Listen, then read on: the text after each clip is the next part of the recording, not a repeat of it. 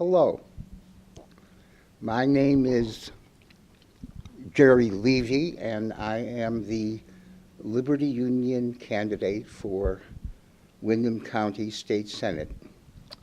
I know that many of you know me because I'm very visible in the community in many ways, and I've been a candidate for national, state, and local office in the Liberty Union Party for many years. I think many of you know my views, but I'll give a thumbnail sketch.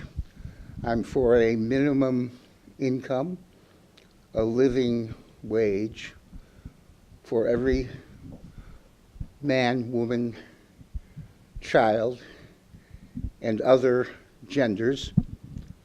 I believe that we should dispense with practically all military activity until poverty is wiped out here and abroad. I believe that education and health care should be free, cradle to grave. And I believe that we should concentrate on preserving the planet rather than destroying it, as all the political parties are committed to do, despite what they say. And I'm not saying that there aren't people in these political parties who are good environmentalists and are aware that we are destroying our planet, but they unfortunately participate in policies at all levels which do destroy the planet, and people in the Liberty Union also do that too. We all live with contradictions.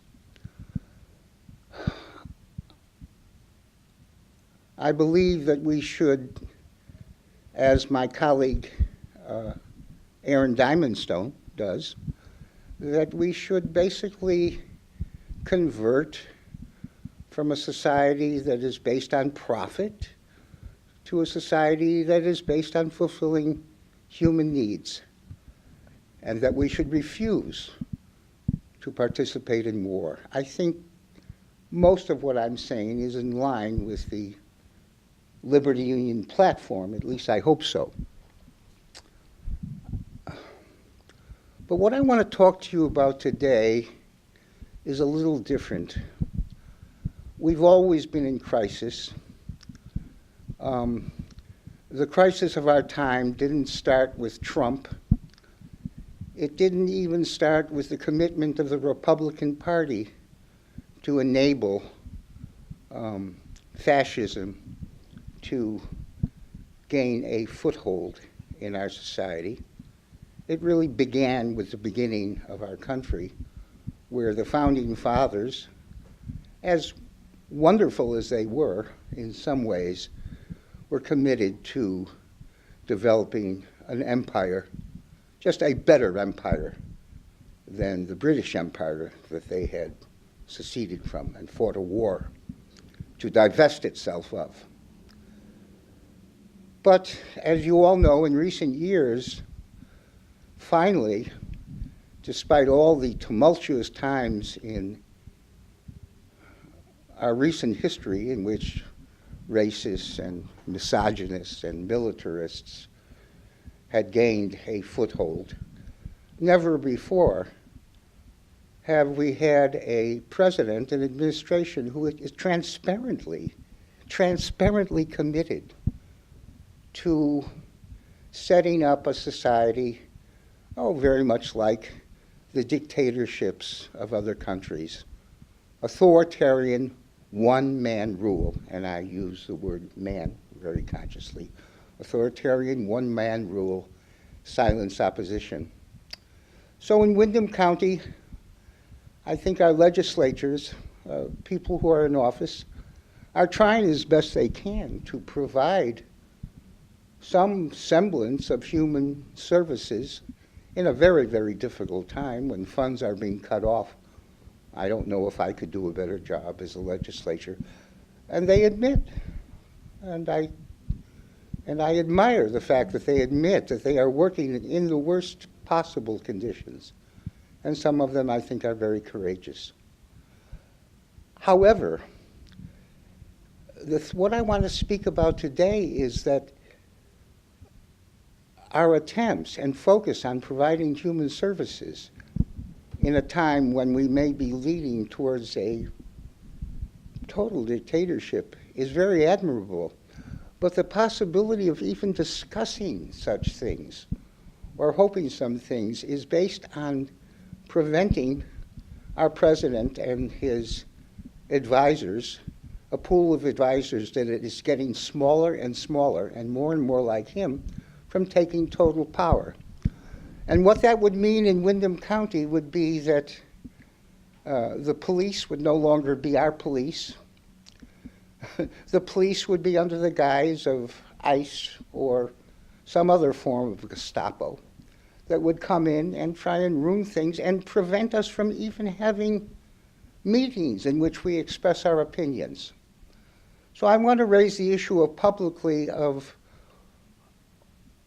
to what extent our legislatures and everyone else are publicly discussing how we are going to, I agree that they are resisting by trying to provide these services under the worst conditions.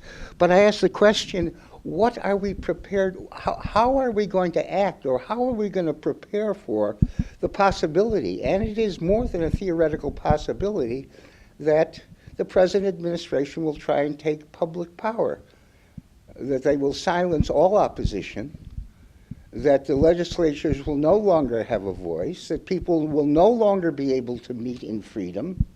And I think we should be discussing this publicly. And I think by discussing it publicly, we send out the signal that we will not accept that we are opposed to it. But we have to think about really what we're going to do under such conditions. So I think this should be a major issue in the election.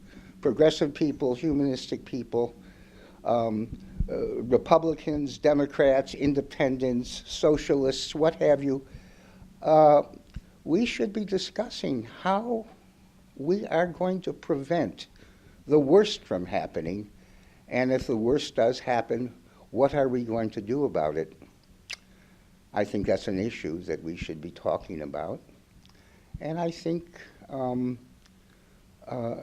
course, we hope that won't happen, but you know, if you look at what's happening, you see basically our freedoms are being eroded every day. And for large sections of the population, they don't have to work. They don't have to wait until Trump takes total power from that perspective, from the perspective of immigrants, from the perspective of minorities, from the perspectives of people under sentence. The apocalypse has already happened. It's now in danger of happening to us all. So I want to end by saying that we live in special times. I don't think we should be spending all of our time criticizing the limitations of the people we are running against. I think we should be joining with them in a very important discussion about how we're going to resist and prevent the worst from happening and preserve some semblance of democracy. And if we lose that democracy, what directions will the resistance go? How will we protect each other and protect ourselves? Thank you. Hello, I am the Liberty Union candidate for Lieutenant Governor. My name is Murray Ngoima. I want to live in a world in which no one goes hungry, in which no one is homeless, in which everyone has a real house, a real home to go home to. And I want a government that provides everyone with a basic income, a universal basic income. I want to live in a world in which there are no prisons. The world is not safer for anyone being locked up in prison. The community is not safer for anyone being locked up in prison. I would like to live in a world in which there is no need for a military. The military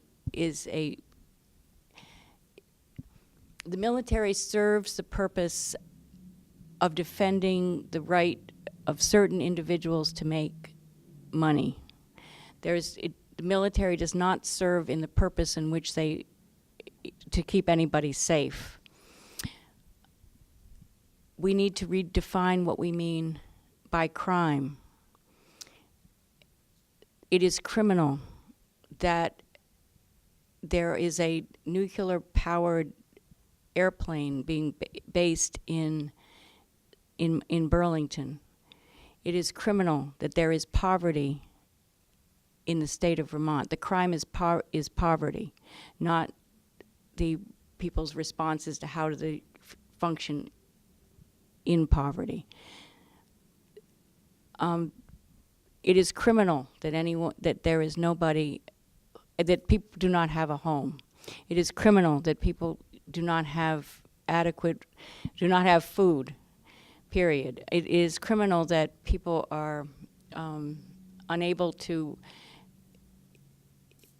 go where they need to go, that there is no public means of transportation. It is criminal that people are denied medical care for any reason. What is required in this country is a complete change of the way that we operate. We know we have not lived in a democracy. I don't know when we stopped living in it. I don't think we ever actually had a democracy in this country. The country was founded by a small group of men who agreed on certain principles that they professed that they would operate by. That has never extended to women. It has never been it's never extended to the population that was wiped out on this, the indigenous people of this continent. It has never extended to the people who were, and their descendants who were forced to come to this place enslaved. That situation prevails today. Any illusion that there is anything like democracy in this continent is a delusion.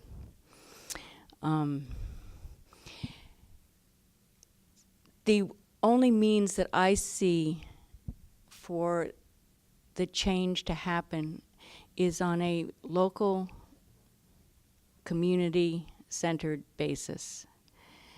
Schools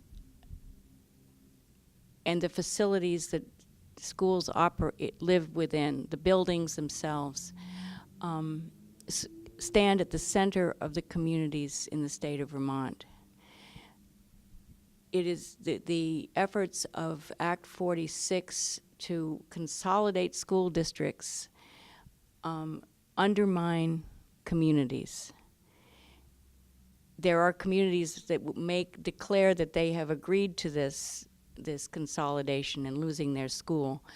But it would be important to examine the reasons why they agreed to that consolidation. So schools can serve as the center of communities. I believe every school in the state of Vermont could act as its own community-supported agriculture. And that a CSA, and that a CSA is as that in the sense that it exists in the economy,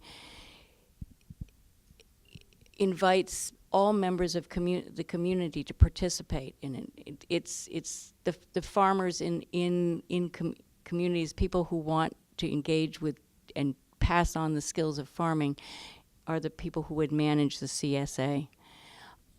Every school, the building in which every school is occupied can also generate electricity through renewable means, solar energy and geothermal, but primarily solar. There's no reason why these schools cannot have solar arrays on their roofs. Essentially, if communities are, people care for each other as they do in times of catastrophe, that model is that's the seed for change, for dynamic change in this society. Hi, my name is M. Payton. Hi, Windham County. Many of you recognize me. I've been an activist for many years, and I want you all to become activists because right now our democracy is in crisis. It's a calamity that we can prevent and have to prevent. So I'm asking you all to do what you can and to get up out of your chairs and to become active to preserve our democracy. Now let me tell you a little bit about myself. I am the middle child of 5 girls. And as the middle child, I have been the one to mediate the other 4. And I've also been the one who makes sure that fairness happens. And I started getting into politics as an activist in 2010 after the 2008 financial crash. Because I was angry, I was furious, I was pissed off, as I should have been, and as everybody, I think, is. Because I knew that the banks were running the show. And I wanted to share information of how we could reclaim our democracy through public means of issuing money, so that we would have the money to do the things that we know we need to have. And this was such an important message, I felt, that it was worth going out and suffering whatever shame you might deliver me or the press might deliver me, just so that people can get the idea. Now, today, I stand as a Liberty Union candidate for governor, and the stakes are much higher. The level of treason and crimes against humanity that are going on in the name of our government are unspeakable.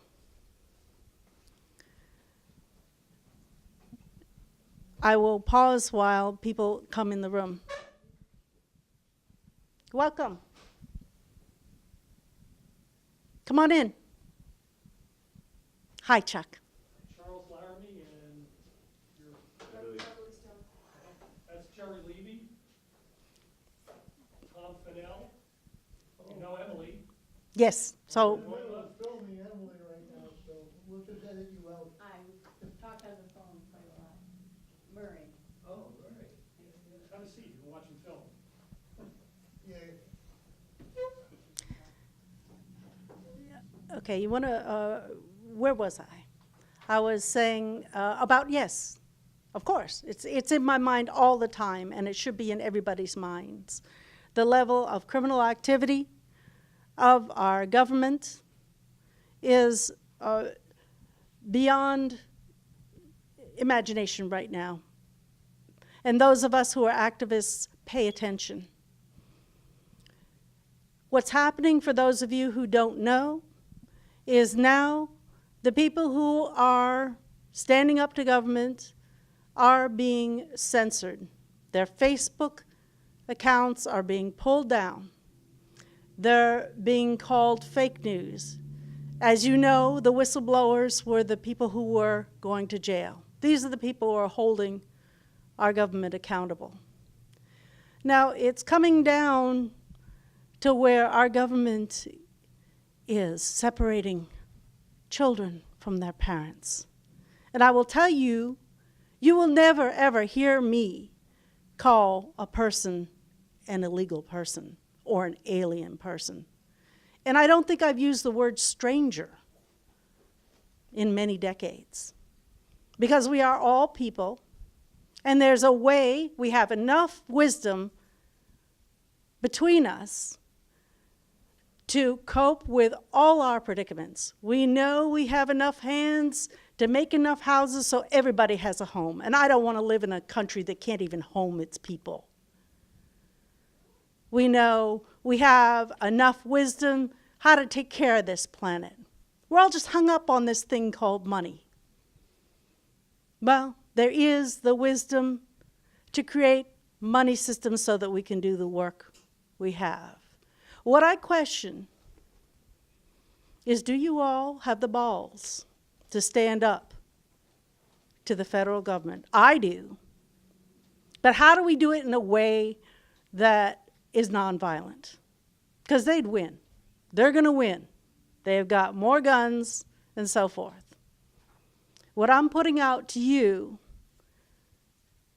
is that I have the background.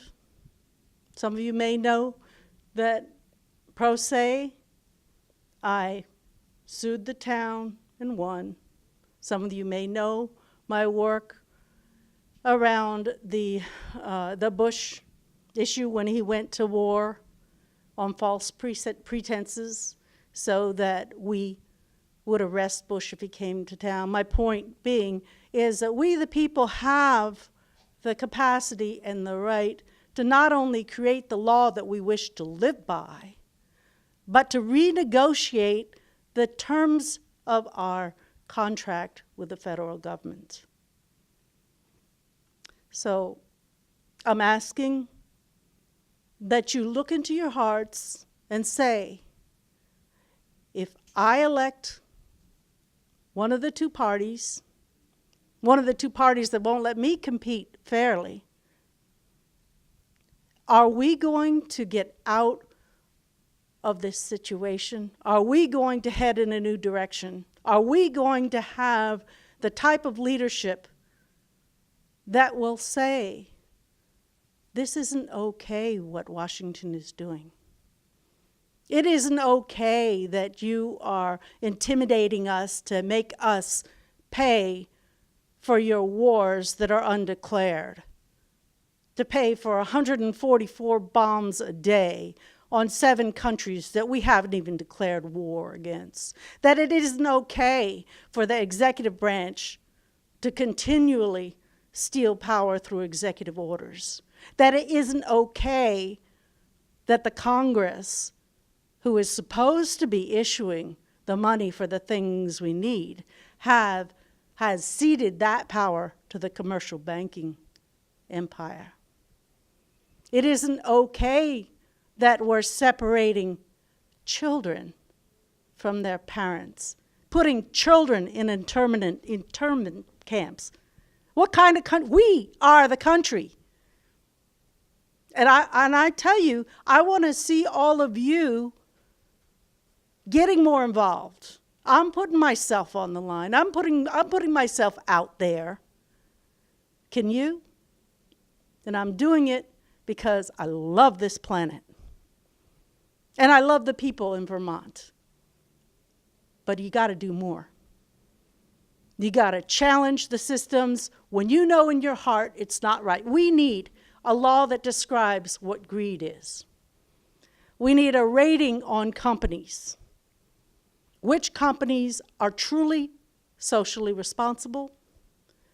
Which ones, like Walmart's, are leaning on us to pay their employers what they don't pay while they suck the value up to people who have more than they need. Now, I'm all about people having abundance, but I'm not about greed. And one thing that's happening in Vermont is that our public servants, who are paid by our work and our sweat of our brow, are having a higher standard of living than the people of Vermont. Now, there's one thing that I want to say that may be a little bit different than everybody in the Liberty Union Party. But I happen to know that there are people in our military quietly protecting us, and I want to thank you. And I want to urge those who aren't protecting the people on the ground to move over and to protect the people and not serve the corporations. And I also want to thank all the people who are brave enough to say enough is enough. And with my leadership, we can get to the place where we can feel honor in being Americans, can feel honor in being Vermonters, and can be the whole-hearted, human, strong, purposeful people that take care of each other and the planet. So let's work on it together. Thank you very much.